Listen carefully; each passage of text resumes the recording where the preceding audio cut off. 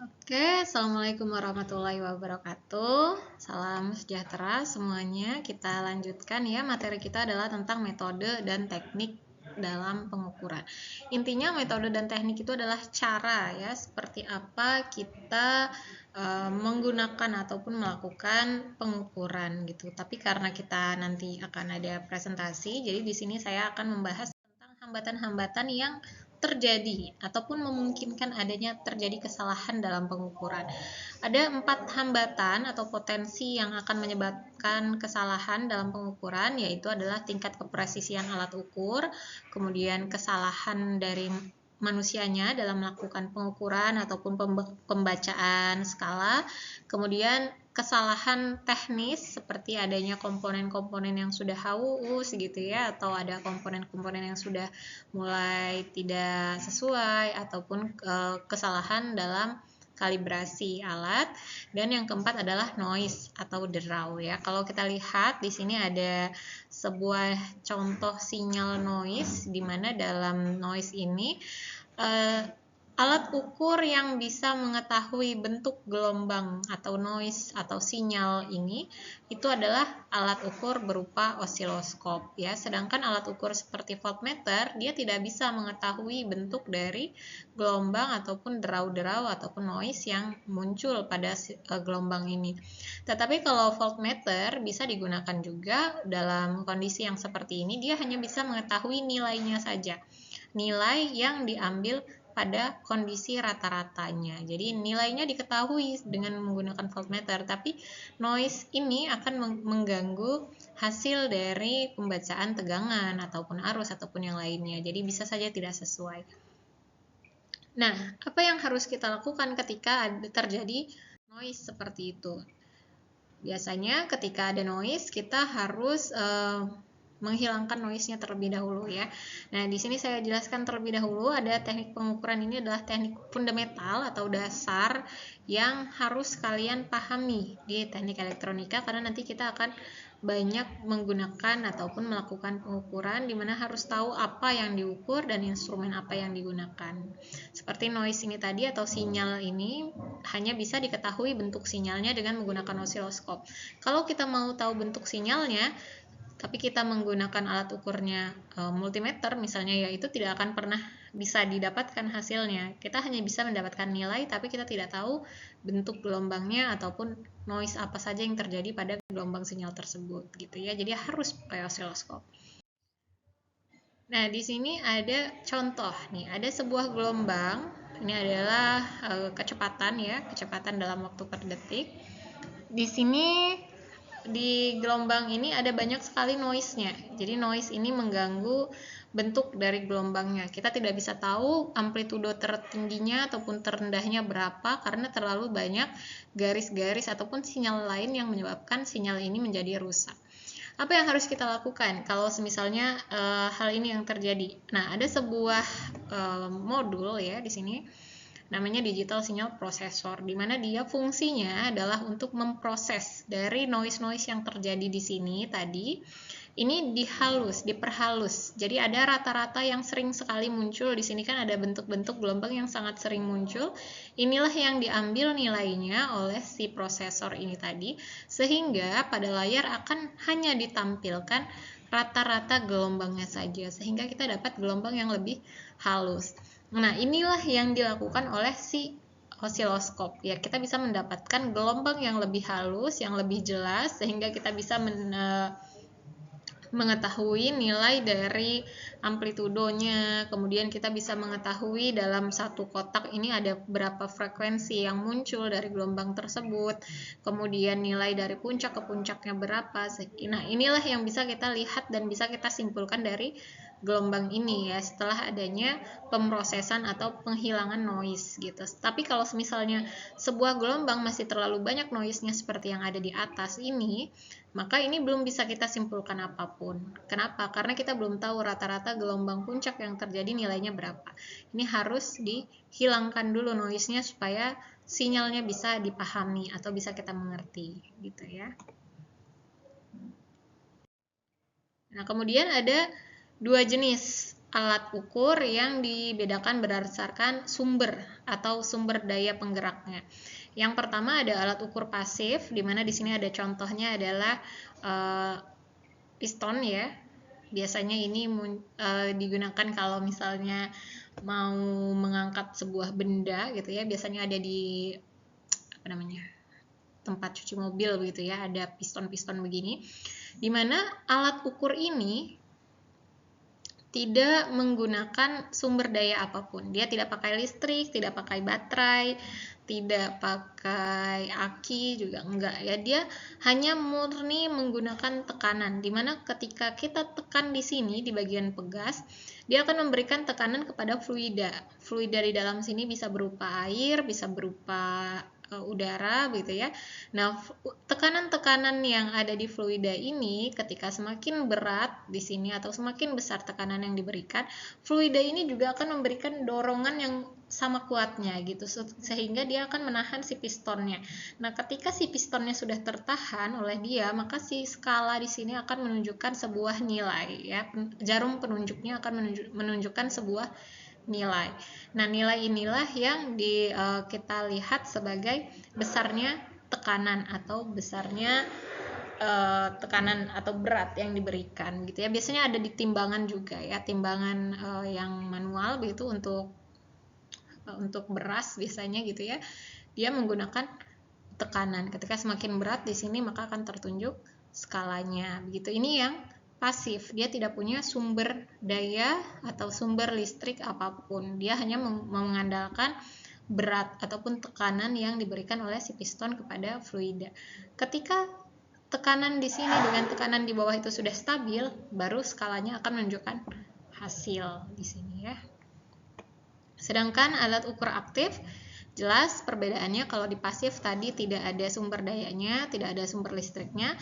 Sedangkan di alat ukur aktif harus punya sumber daya, harus punya satu daya. Bisa diambil dari baterai atau dari sumber listrik lainnya gitu ya. Yang pasti dia akan mengaktifasi dari komponen-komponen yang ada di dalam, sehingga dia akan memunculkan sinyal listrik yang kemudian bisa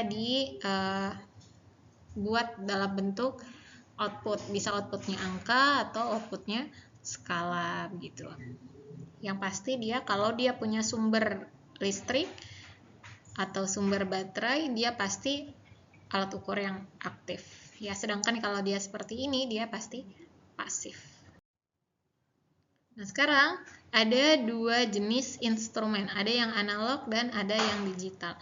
Apa bedanya di antara kedua jenis instrumen ini? Kita lihat kalau analog itu informasinya diubah dalam bentuk amplitudo. Sedangkan kalau digital dia akan diubah dalam bentuk biner dulu. Jadi dalam bentuk 0 dan 1, kemudian dari masing-masing bit itu nanti akan menunjukkan angka. Jadi yang kita lihat di dalam alat ukur ini ya, misal di sini ada alat ukur menunjukkan 600, sebenarnya 600 di sini dia punya bentuk-bentuk biner, tapi nanti kita tidak akan bahas di alat ukur ya, karena ada kuliahnya tersendiri untuk membahas ini.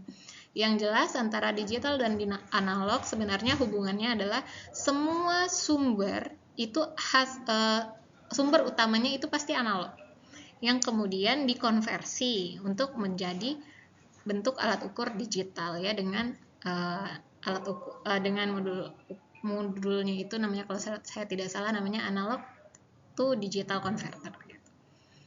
Nah, yang perbedaan dari kedua instrumen ini, yang pertama adalah dari sinyalnya. Kalau sinyal analog itu dia sinyalnya continuous, yang represent atau ditampilkan dari sebuah pengukuran langsung ya. Dan di sini yang paling jelas adalah perbedaan antara gelombang dari analog dan digital. Dimana kalau analog itu gelombangnya itu berbentuk sinus. Kalau kita lihat di sini di bagian atas, dia gelombangnya akan naik turun sesuai dengan impuls ataupun sinyal masukan.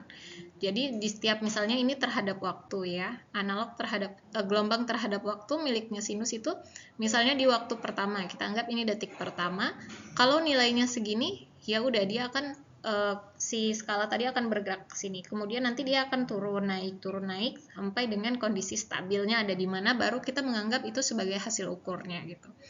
Nah, sedangkan kalau digital, dia terhadap waktu dia tuh gelombangnya kotak. Jadi setiap kotak ini memiliki arti nilai dari yang diukur. Ini yang nanti akan dimasukkan dalam layar yang menampilkan hasil dari pengukuran digitalnya. Jadi kalau digital dalam 1 detiknya ya hasilnya misalnya 1, ya dia akan 1 selama dia belum mencapai detik selanjutnya. Tapi di detik selanjutnya ada perubahan, baru dia akan berubah. Nah, sedangkan analog tadi tidak, dia akan simultan, ya, dia akan terus, kalau dia naik di setiap detiknya ini, di 1 detik dia 1, tapi kemudian di detik kedua dia 2 misalnya. Nah, di antaranya itu pasti ada perubahan nilai gitu. Jadi tidak diskret, tidak terpisah-pisah dia. Sedangkan untuk contohnya ya, contoh analog itu sumbernya seperti contohnya kalau kita bisa bilang itu seperti suara manusia di udara. Suara manusia di udara itu semakin dekat kita dengan sumber, maka akan semakin besar gelombangnya. Tapi semakin jauh kita dari sumber, dia akan semakin kecil. Sedangkan kalau digital, dia dimanapun dia akan tetap sama, karena dia akan tersimpan dalam bentuk digital ya. Biasanya contohnya itu ada di file komputer dan sebagainya, itu adalah bentuk-bentuk data digital. Nah di sini ada kenapa alat ukur digital itu lebih menyenangkan ya, atau lebih disukai untuk digunakan, adalah yang pertama karena kesalahan pada alat ukur digital itu hanya terjadi apabila ada kesalahan resolusi atau resolusi pembacaannya yang salah. Ini yang menyebabkan kesalahan pada alat ukur digital ataupun electrical error. Jadi kesalahan yang terjadi pada alat ukur digital itu hampir bisa kita katakan adalah karena kesalahan alatnya.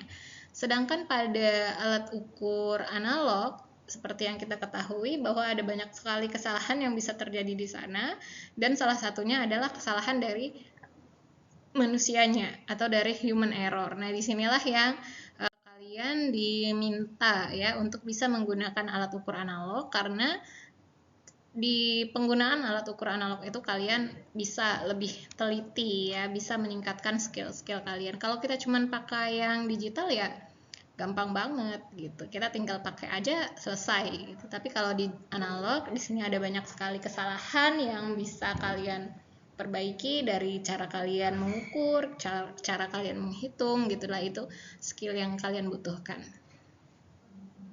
Ini kalau tulisan-tulisan begini kalian bisa screenshot aja ya, silahkan di screenshot.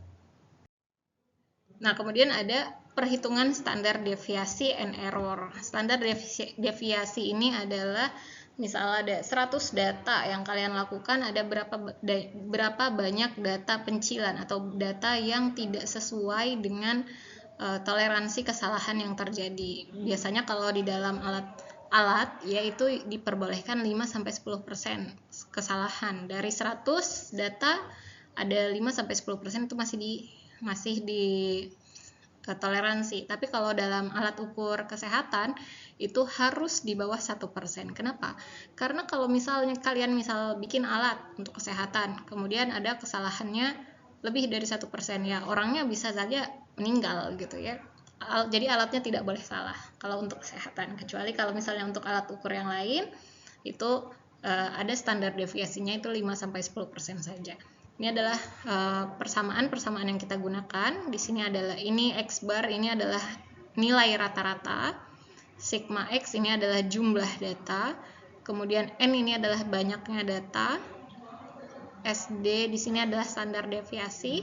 Nah, kemudian standar deviasi itu dihitung dari akar dari jumlah data, setiap satu data dikurangi dengan nilai rata-ratanya dikuadratkan. Kemudian dibagi dengan jumlah data dikurangi 1. Sedangkan untuk persentase tinggal dari nilai standar deviasinya dibagi dengan X rata-rata dikali 100%. Ini yang akan saya ajarkan cara perhitungannya. Contoh, kita anggap ini datanya kosong. data yang ada di sini kita anggap kosong. Kemudian ada 5 kali hasil pengukuran, 3,1, 3,2, 3, 3,15, dan 3,3. Dari sini yang harus diukur pertama adalah rata-ratanya. Jadi dirata-ratakan dulu dari 3,1 sampai 3,3 ini dijumlahkan, ditambah atau ditotal ya. Kemudian dari totalnya dibagi dengan 5. Di sini sudah saya tuliskan ya. Nah, ini ya. X rata-rata adalah jumlah dari ini ditotal ditambah.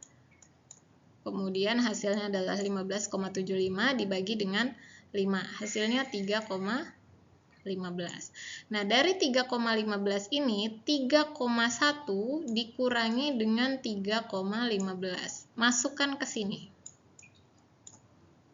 Ya, jadi didapatkan dari data nomor 1 didapatkan 3,1 dikurangi 3,15 yang ada di sini. Kemudian hasilnya adalah 0,05. Terus sampai ke bawah seperti itu dihitung. Nah, dari masing-masing data ini, setiap satu data, lihat kan kita ingin mencari standar deviasinya.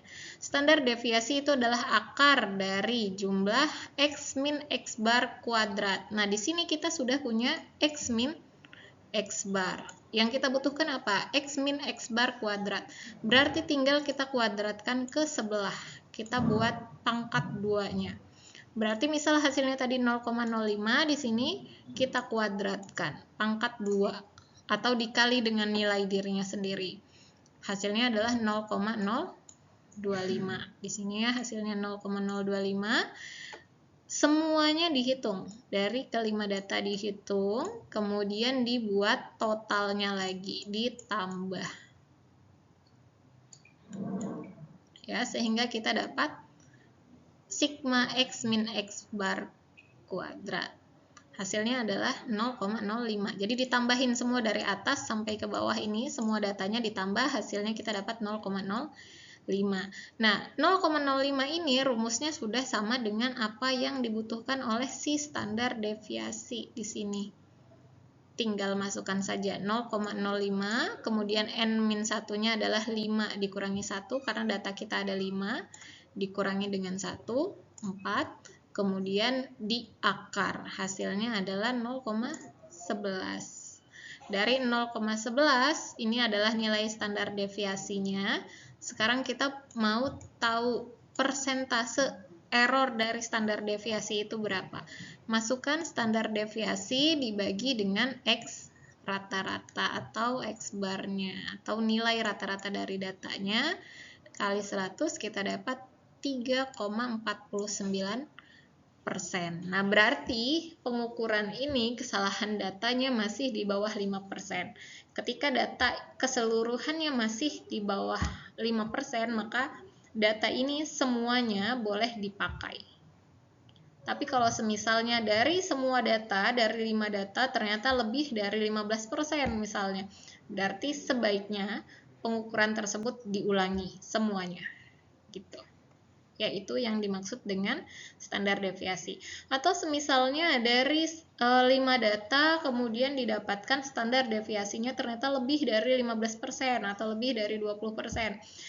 Berarti di antara data itu kan ada data-data yang sangat jauh berbeda.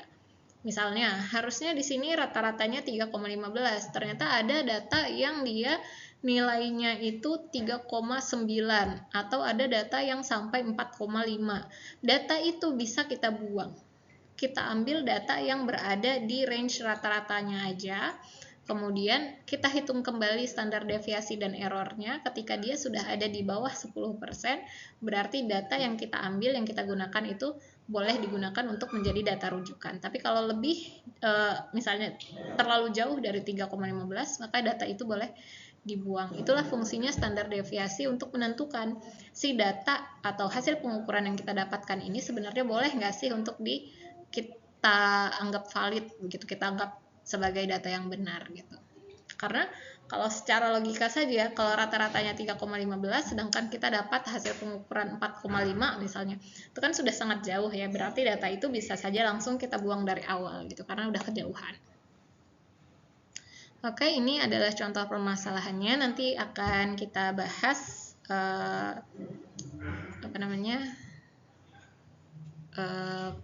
percobaannya atau permasalahannya.